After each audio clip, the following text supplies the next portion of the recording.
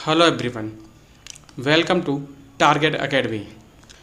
आज हम मैथ्स की सीरीज में परसेंटेज चैप्टर पढ़ने जा रहे हैं, जिसमें हम कुछ क्वेश्चंस परसेंटेज के जो बहुत इंपॉर्टेंट है, जो वनडे एग्जाम के लिए बहुत ज़रूरी होते हैं, उन क्वेश्चंस को हम देखेंगे। चलिए, सबसे पहले थोड़ा सा बेसिक जानकारी ले लेते हैं। जो परसेंटेज होता है वो होता है 1/100। मतलब किसी भी नंबर को मैं 100 के टर्म में लिखूँ तो वो परसेंटेज होता है ना। ये बोल सकता हूँ, परसेंटेज टर्म को हटाने के लिए मुझे 1/100 को रिप्रेजेंट करना पड़ेगा। इस तरह से ही बोल सकता हूँ। जैसे अगर मैं यहाँ लिखता हूँ 1%, तो मैं इसको, अगर ये परसेंटेज में है, अगर मैं इसको फ्रैक्शन के फॉर्म में लिखता हूँ तो मैं लिख सकता हूँ 1 × 1/100, मतलब 1/100। इस तरह से भी लिख सकता हूँ मैं। तो ऐसे ही आपको कुछ परसेंटेज की शॉर्ट फॉर्म डायरेक्टली याद होनी चाहिए। जैसे अगर मैं बोलूँ 100%, तो इसका मतलब होता है 100, परसेंटेज की टर्म को उठाकर अपॉन 100 लिखते हैं तो इक्वल टू 1, है ना। तो इस तरह से 100% का मतलब होता है 1। चलिए, यहाँ पर मैं डायरेक्ट आपको कुछ फॉर्म बता देता हूँ। डायरेक्ट फॉर्म जो होती है, सिंपली सबसे पहले परसेंटेज का मतलब मैंने अभी बताया था 1/100। जैसे अभी हमने बात किया था 1 का मतलब अगर परसेंटेज में लिखता हूँ मैं तो ये 100% होता है ना। अगर मैं 1/2 लिखता हूँ, इसका मतलब होता है 50%। ऐसे ही अगर मैं 1/3 लिखता हूँ, इसका मतलब होता है 1/3%। या फिर 33.33%।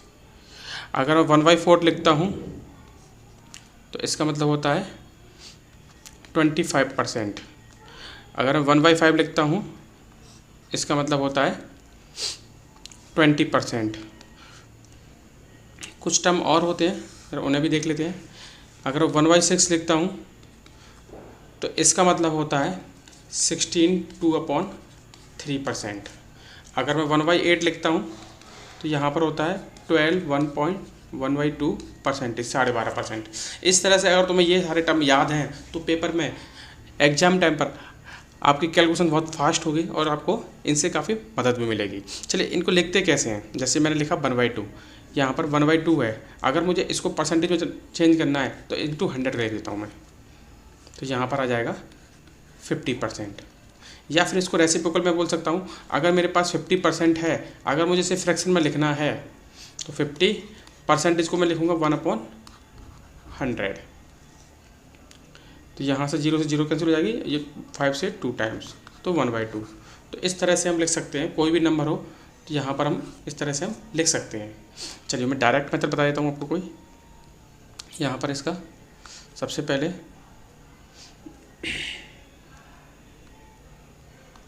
चलिए,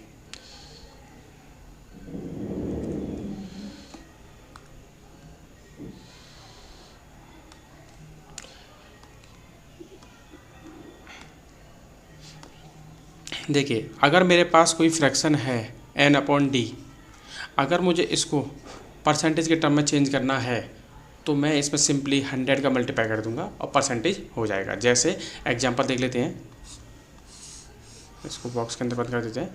जैसे मैं अभी लिखा था मैंने 1/2। अगर मुझे इसे परसेंटेज में लिखना है तो इंटू 100 लिख दूंगा, तो यहाँ पर 2 से जो कटेगा कैंसिल, 50% बन जाएगा। ठीक है ना। अगर मेरे पास कोई भी परसेंट दे रखा है, अगर मुझे इसको फ्रैक्शन की फॉर्म में लिखना है, भिन्न की तरह लिखना है, तो यहाँ पर मैं मल्टीप्लाई करूँगा 1/100 से। जैसे मैंने अभी बताया था 1/4 है, सॉरी परसेंट दे रखा है ना मेरे पास, तो यहाँ परसेंट लिख लेते हैं। मेरे पास 20% है, अगर मुझे इसको चेंज करना है तो 20% को मैंने उठाकर मैंने बोला था 1/100 से मल्टीप्लाई करेंगे, है ना, 100। तो एक 0 से 0 कैंसिल हो जाएगी, 2 से ये 5 टाइम्स, तो क्या बचेगा 1/5। देखो, परसेंटेज था, चेंज होकर किस में आ गया, फ्रैक्शन में आ गया, मतलब भिन्न में आ गया, है ना। इस तरह से तो यहाँ पर इसको भी इम्पोर्टेंट टिक कर इसको याद रख लेना हम लोग। चलिए, अगला क्वेश्चन देखते हैं। हम क्वेश्चन की शुरुआत करते हैं। 220 is what percent less than 400। अगर मैं बात करता हूँ 220 400 से कितना कम है, भाई मेरे पास दो संख्या है, 400 है और 220 है। अब ये इससे कितना कम है, अगर मैं देखूँ इसमें सब्ट्रैक्ट करूँ तो यहाँ पर आएगा 180। तो मैं अगर इसका परसेंटेज निकालता हूँ तो सबसे पहले परसेंटेज निकालने का रूल्स क्या होता है, ऊपर हमेशा रिजल्ट रखते हैं, है ना, नीचे हमेशा बेस रखते हैं, जिसके बारे में बात की जा रही हो तो इंटू 100 कर देते हैं, है ना, जो टोटल रखते हैं बेस या फिर टोटल, है ना। चलिए अगर मैं रिजल्ट की बात करूँ तो यहाँ पर क्या पूछा जा रहा है, कम पूछा जा रहा है, तो कम कितना है 180, ठीक है। नीचे टोटल कैसे रखेगा, नीचे टोटल क्या रखा जाएगा, अब देखिए ज़रा 400 रखा जाएगा 220 रखा जाएगा। देखो एक ट्रिक इस तरह से समझ लो, या तो साय या काय, किसी नंबर के पीछे सा या का है वो उसका बेस होता है, उससे कंपेरिजन किया जा रहा होता है, तो उसी को नीचे रखते हैं ना। तो आप इस तरह से समझ सकते हो, सा या का किसी के नीचे आता है तो उस नंबर को लास्ट में नीचे रखा जाता है इंटू 100, ठीक है। ये 40 से 40 कैंसिल, 20 से 20 कैंसिल हो जाएगा, 4 से ये 45 टाइम्स, ठीक है। हाँ नेक्स्ट आंसर 45% हमारा आंसर आ गया। चलिए देखते हैं अगला क्वेश्चन।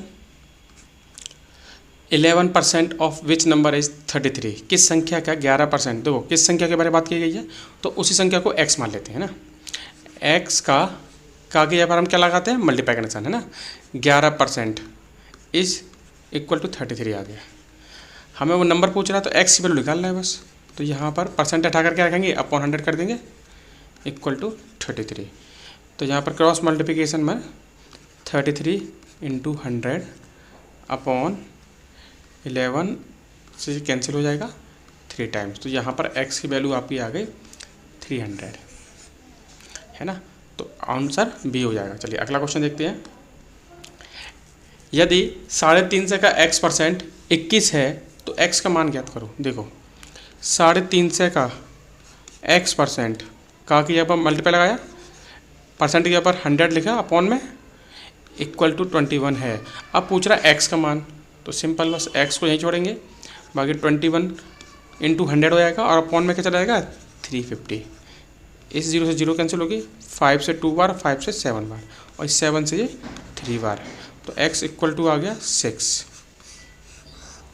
ठीक है, x इक्वल टू आ गया, ठीक, ऑप्शन ए हो जाएगा। चलिए अगला क्वेश्चन देखते हैं।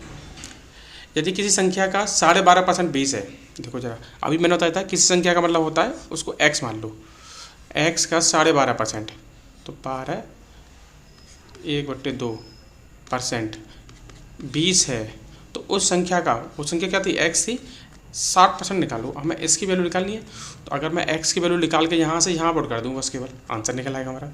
चलो तो जरा 12 24 और 1 25, 25/2 और गुणा अपॉन में 100, परसेंटेज को उठाकर हम लिखेंगे 100। देखो 25 से कैंसिल हो जाएगा 4 बार, तो यहाँ पर बचेगा x इंटू 1/8 इक्वल टू 20। अगर मैं x की वैल्यू यहाँ से निकालूंगा तो 20 इंटू 8 कितना हो गया 160, है ना। अब इसको सिंपली क्या करेंगे, यहाँ पुट कर देंगे x के ऊपर, तो 160 का 60%, है ना, तो 60/100, ठीक है। 16 गुणा 6 करेंगे तो 96 आ जाएगा। तो हमारा आंसर आ गया 96, ऑप्शन नंबर सी। अगला क्वेश्चन देखते हैं जरा। अब देखो यदि x का 8%, y का 4%, तो x का 20% निकालो। देखो क्वेश्चन में बोला x का 8%, है ना, बराबर है y का 4%, तो हमें क्या निकालना है, x का 20% निकालना है। अब देखो y के टर्म में आंसर चाहिए, तो पहले इसको सिंप्लीफाई कर लेते हैं। x इंटू 8/100, परसेंटेज रखा 100 रखा, y इंटू 4/100, 0 से 0 कैंसिल हो जाएगा और ये 4 से ये 2 टाइम्स आएगा। तो 2x बराबर कितना आ गया y, और x बराबर कितना आ गया y बराबर 2। अब इस x की वैल्यू को कहाँ पुट कर देते हैं, यहाँ पुट कर दो बस। तो यहाँ पर y/2 20% हटाकर 100 रखा। अब देखो ये 2 से 10 टाइम्स और 0 से 0 कैंसिल, तो ऊपर y बचा, नीचे 10 बचा, तो ये आंसर आ गया हमारा y/10। ऑप्शन नंबर सी दे रखा है क्वेश्चन। चलिए अगला क्वेश्चन देखते हैं। ए की आय बी की आय से 25% अधिक है। देखो दो लोग हैं हमारे पास, ए और बी। देखो कंपेरिजन किया जा रहा है ए की आय बी की आय से, मतलब ए की आय ज़्यादा है तो अगर मैं इसको 100 मानूँ तो इसकी कितनी हो जाएगी, 25% अधिक है, मतलब 125 हो जाएगी इसकी आय। ठीक है ना। अब देखो बी की आय ए से कितनी कम है, बी की आय ए से कितनी कम है, यहाँ 25 कम है। अभी मैंने बताया था रिजल्ट फॉर्मूला निकालना परसेंटेज का। देखो बी की ए से कितनी कम है तो कम वाला तो ऊपर आ गया क्योंकि ये रिजल्ट हो गया। अब जिससे पूछ रहा है ए की आय बी की आय से, है ना, सॉरी बी की आय ए की आय से, ए की से पूछ रहा है तो यहाँ पर नीचे रखेंगे 125। कन्फ्यूज नहीं होना है, हमें नीचे क्या रखना है, जिससे कंपैरिजन करने के लिए बोले। और मैंने अभी भी बताया था सा सी से जिसके पीछे आता है उसको नीचे रख देते हैं ना, सा या फिर का। यहाँ पर 5 टाइम्स आएगा, 5 से ये 20 टाइम्स आएगा, 20% कम है। चलिए अगली वैल्यू देखते हैं, अगला क्वेश्चन। किसी आयत की लंबाई में 20% की वृद्धि की और चौड़ाई में 10% की कमी, सॉरी 20% की कमी की गई तो क्षेत्रफल में क्या परिवर्तन होगा। देखो ऐसे क्वेश्चन को डायरेक्ट फॉर्मूले से कर सकते हैं। हमारे पास एक फार्मूला होता है plus minus A plus minus b plus a into B upon 100। ये इक्वल टू होता है चेंज इन एरिया, है ना, चेंज इन एरिया, मतलब एरिया में क्या चेंज हुआ। अगर माइनस आया तो कम हो जाएगा, प्लस का आंसर आया तो जुड़ जाएगा। अब देखो यहाँ पर हमेशा तो मैं प्लस का रखना ना, लेकिन यहाँ पर ए और बी प्लस माइनस दो लोग कुछ भी ले सकते हैं, है ना, यहाँ पर इस तरह से। अब देखो लंबाई को मैंने क्या मान लिया 20% बड़ी है, तो चौड़ाई क्या हुई है, कम हुई है, तो माइनस 20%, है ना। अब यहाँ फॉर्मूला पुट कर दो, प्लस का 20 माइनस का 20, बीच तो प्लस ही रहेगा, प्लस का 20 इंटू माइनस का 20 अपॉन 100। तो इससे ये कैंसिल हो जाएगा और ये मल्टीप्लाई में जीरो से जीरो कैंसिल हो जाएंगे, तो यहाँ पर आएगा माइनस का 4। ठीक है, माइनस 100 क्या कर रहा है यहाँ पर, डिक्रीज मतलब कम को दिखा रहा है, तो हमारा 4% जो एरिया है वो कम हो जाएगा, तो ऑप्शन नंबर ए हो जाएगा हमारा। ठीक है, अगला क्वेश्चन देखते हैं जरा। If the radius of a circle is increase by 1%, है ना, यदि किसी वृत्त की त्रिज्या 1% से बढ़ाई जाती है तो पृष्ठीय क्षेत्रफल क्या करो। देखो यहाँ भी क्षेत्रफल पूछ रहा है, लेकिन यहाँ पर केवल रेडियस दे रखी है। इससे पहले हमें क्वेश्चन कौन सा पता है, a plus minus b plus a into plus minus b upon 100। अब देखो मेरे पास तो रेडियस दे रखी है, लेकिन अगर मैं फॉर्मूले की बात करता हूँ, सर्किल का फॉर्मूला क्या होता है, पाई आर स्क्वायर, है ना, तो मतलब पाई आर इंटू आर। एरिया में 2 बार आ रहा नहीं आ रहा, तो इसका मतलब यहाँ पर ए की वैल्यू भी 1 है और बी की वैल्यू भी 1 है। अब बढ़ रहा है तो ये भी प्लस का और ये भी प्लस का, बस रख दो यहाँ पर ए, मतलब यहाँ पर ए के पर 1 प्लस 1 प्लस 1 इंटू 1 अपॉन 100, तो यहाँ पर आ गया 2 प्लस 1 अपॉन 100, तो यहाँ पर 2 प्लस 0.1, तो आंसर आ जाएगा 2.1, है ना। इतने % का इंक्रीमेंट होगा, बढ़ेगी, मतलब ये हो गया हमारा आंसर, ऑप्शन नंबर बी। चलिए अगला क्वेश्चन देखते हैं। If the annual increase in population of a town is 4%, मतलब एक शहर व जनसंख्या 4% की दर से बढ़ रही है, तो वर्तमान में कितनी है, 15,625 है, तो 3 वर्ष बाद कितनी होगी।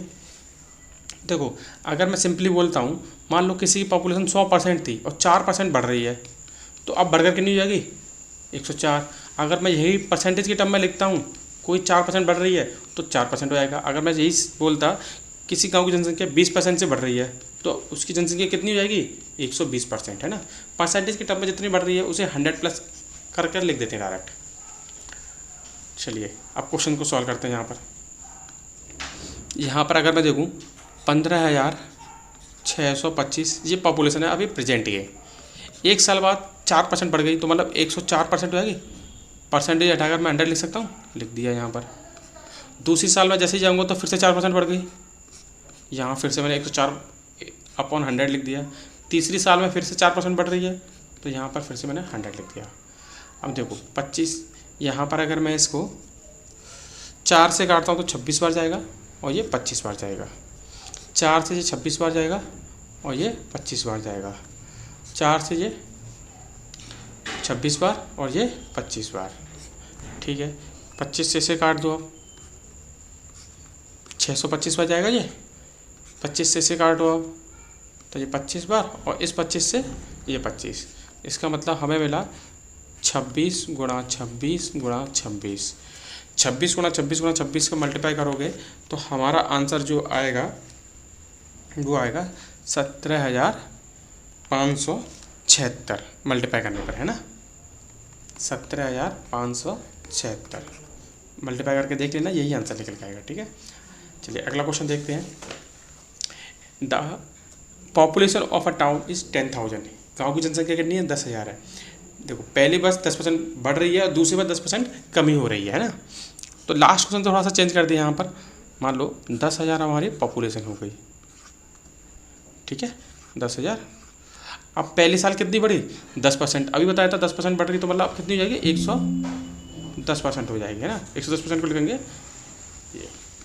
दूसरी साल कितनी कम हो रही है? 10% से कम हो रही है, तो 90% रह जाएगी। तो देखो जरा, 1 2 3 4, यहाँ पर ये कैंसिल हो गया। हमारे पास क्या बचा? 110 गुणा 90, तो 2 0 आ जाएंगे और ये 9 और 9।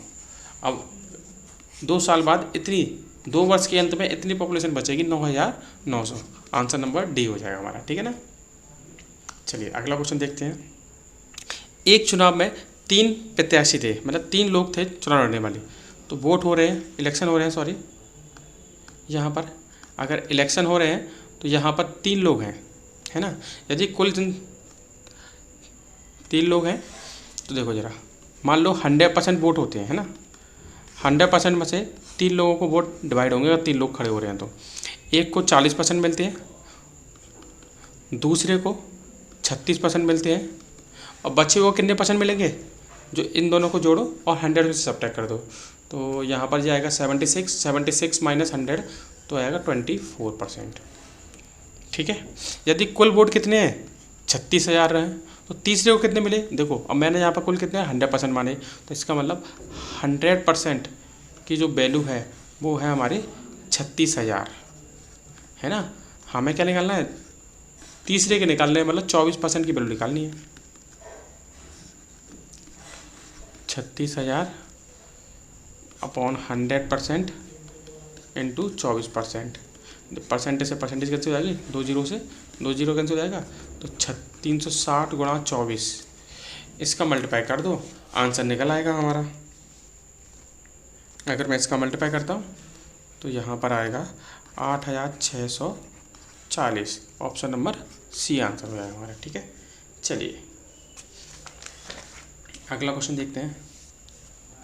2 उम्मीदवार ए और बी, है ना, एक चुनाव में भाग लेते हैं, तो कुल वोटों का 20% अमान्य घोषित हो जाते हैं, और ए मान्य वोटों का 7% वोट प्राप्त किया और वह 28,800 वोटों से चुनाव जीत गया। देखो जरा, इस तरह के वोट या तो 100% लेके चल लो या 100% की जगह पर 100 ले लो, कोई फ़र्क नहीं पड़ता, दोनों से आंसर सेम निकल आएगा। ठीक है, 100 वोट थे, उसमें से 20% मतलब 20 वोट कैसे हो गए? ख़राब हो गए, मतलब इनवैलिड हो गए। ठीक है, तो बचे मेरे पास 80। अब 80 में से ये 2 लोगों के पास जाएंगे ये वोट, है ना, ए के पास और बी के पास। अब देखो, ए को वैलिड वोटों का, वैलिड ये कौन से है? ये वैलिड है कोई, है ना, मान्य जो वोट पड़े हैं। बाकी इनवैलिड कौन से होते हैं? जो ख़राब हो गए या जब नहीं पड़े, देने नहीं आए या बेकार हो गए, कुछ भी, वो इनवैलिड होते हैं। अब देखो, इसका 60% मिले हैं, तो 80 का 60% किसको मिले हैं?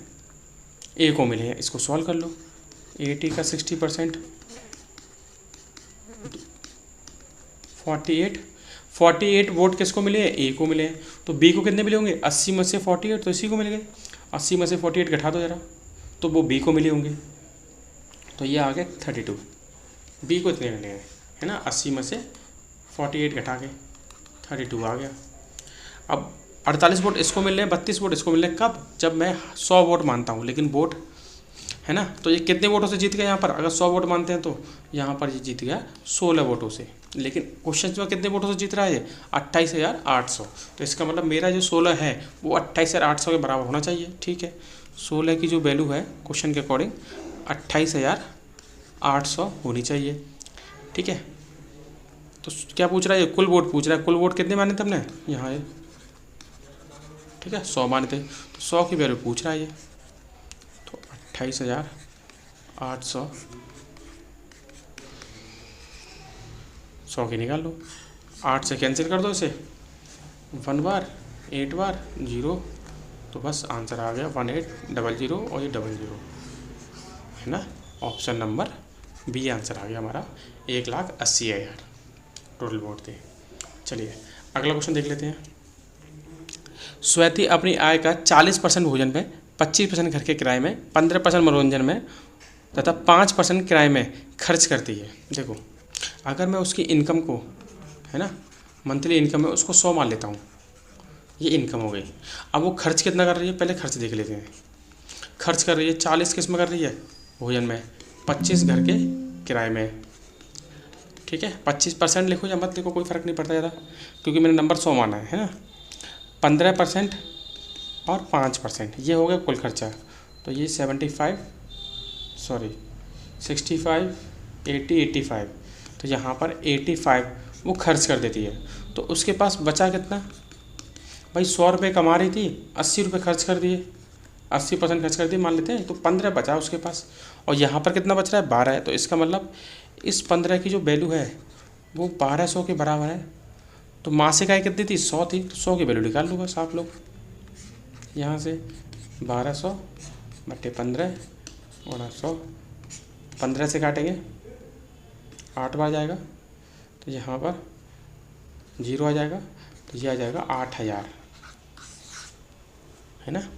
8,000 आंसर आ गया हमारा। चलिए अगला क्वेश्चन देख लेते हैं।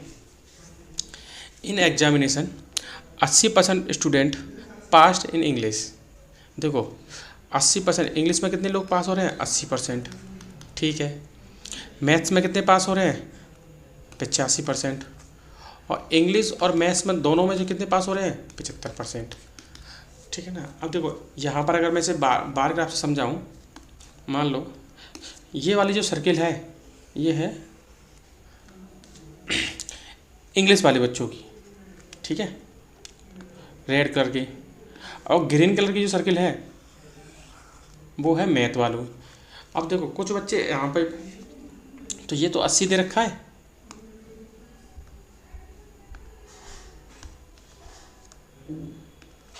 यहाँ पर ये 80 दे रखा है और ये 85 दे रखा है। लेकिन कुछ कॉमन एरिया भी आ रहा है ये वाला, तो जो कॉमन एरिया आ रहा है मतलब इसका मतलब ये है कुछ बच्चे पास इंग्लिश में भी हुए हैं, मैथ में भी हुए हैं, और कुछ केवल इंग्लिश में ही पास हुए हैं। ये वाले बच्चे वो हैं केवल इंग्लिश में पास हुए हैं, ये वाले बच्चे वो जो मैथ में पास हुए हैं। लेकिन जो बीच वाला कॉमन एरिया है वो ऐसे बच्चे हैं जो दोनों में पास हुए हैं। तो यहाँ पर तो जो कॉमन एरिया है वो इस सर्किल के भी अंदर आ रहा है और इस सर्किल के भी अंदर आ रहा है। तो इसका मतलब ये कॉमन एरिया 2 बार काउंट हो गया। इसी तरह से अगर मैं यहाँ पर टोटल स्टूडेंट कितने पास हुए हैं अगर वो निकालूँ, तो 80% मैथ में, 85% मैथ में और 80% इंग्लिश में। लेकिन इसमें 75 2 बार आ गया, तो यहाँ पर एक 75% को घटा दो बस केवल। तो यहाँ पर अगर मैं घटाऊँगा तो 10, तो 90% निकल आएगा। 90% बच्चे ऐसे हैं जो पास हुए हैं, है ना, पास हुए हैं इंग्लिश मैथ दोनों, या फिर ओवरऑल क्लास में बच्चे पास हुए हैं। तो 10% बच्चे ऐसे हैं जो किसी में पास फेल मतलब पास नहीं हो पाए। अगर मैं फेल निकालूंगा, देखो 90% पास हुआ तो 10% कैसे होंगे, फेल हुए होंगे। तो 10% ऐसे बच्चे हैं ना तो इंग्लिश में पास हो पाए ना मैथ में फेल हो पाए, ना तो इंग्लिश में पास हो पाए ना मैथ में पास हो पाए। तो यहाँ पर ये 10% की जो वैल्यू है क्वेश्चन में कितनी दे रखी है, 40, है ना। हमसे पूछ रहा है टोटल स्टूडेंट कितने हैं, तो टोटल हमेशा परसेंटेज वाले टर्म को 100 मानते हैं, तो 100% हो जाएगा टोटल स्टूडेंट। जो कितने हो गए, 40/10 इंटू, तो यहाँ जी आ गया 400। चलिए परसेंटेज के क्वेश्चन, इतने क्वेश्चन थे आज की प्रैक्टिस के लिए। ये जो क्वेश्चंस मैंने कराए हैं ये मैंने स्पेशल क्वेश्चंस कराए हैं जो एग्ज़ाम में ज़्यादातर पूछे जाते हैं। तो जब आप एग्ज़ाम वनडे एग्ज़ाम कोई भी देने जाओगे बीपीएड या एमपीएड वाला, ठीक है ना, 2023 का, इस चैप्टर में से कोई ना कोई क्वेश्चन जरूर आएगा, ठीक है ना।